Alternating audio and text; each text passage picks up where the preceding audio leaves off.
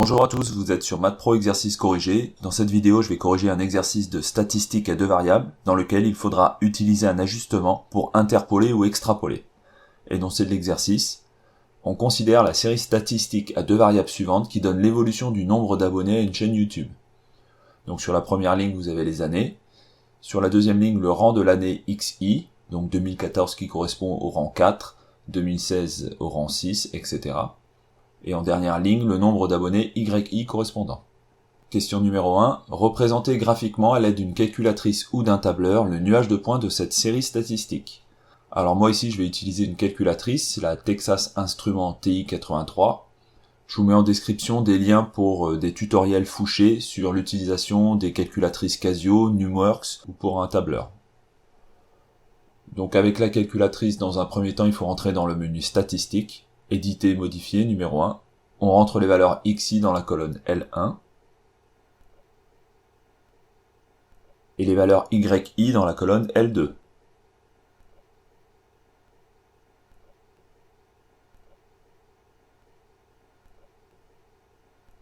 Ensuite, il faut activer les graphiques avec la touche seconde F de X. On choisit le graphe numéro 1 et on active avec la touche Entrée. On vérifie bien que le type de graphique est un nuage de points. Pour afficher le graphique, on utilise les touches Zoom, 9. Notre nuage de points s'affiche. Question numéro 2. Déterminer à l'aide d'une calculatrice ou d'un tableur l'équation de la courbe d'ajustement puissance du nuage de points.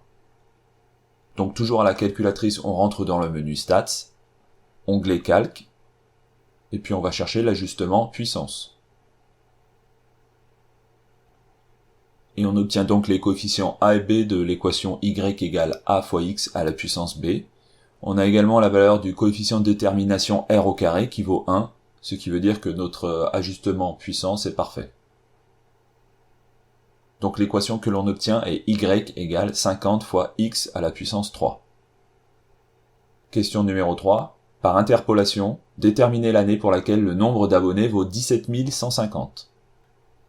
Alors petit rappel au niveau de l'interpolation, c'est lorsque l'on cherche une valeur qui est à l'intérieur du nuage de points. Donc à la calculatrice, il va falloir représenter notre équation y égale 50 fois x à la puissance 3. Pour cela, on utilise la touche F de x. On rentre notre équation. Et on affiche le graphique avec la touche trace. On peut se déplacer sur notre graphique. Et on constate que le nombre d'abonnés vaut 17 150 pour x égale 7, soit pour l'année 2017. Question numéro 4. Par extrapolation, déterminer le nombre d'abonnés en 2024. Petit rappel pour l'extrapolation, c'est lorsque l'on va chercher une valeur qui est en dehors du nuage de points. Alors ici, on utilise l'équation de la courbe d'ajustement y égale 50 fois x au cube. L'année 2024 correspond à x égale 14. On calcule donc la valeur de y correspondant. On remplace x par 14 dans l'équation, ce qui nous donne y égale 50 fois 14 au cube, soit 137 200. On peut donc estimer à 137 200 le nombre d'abonnés en 2024.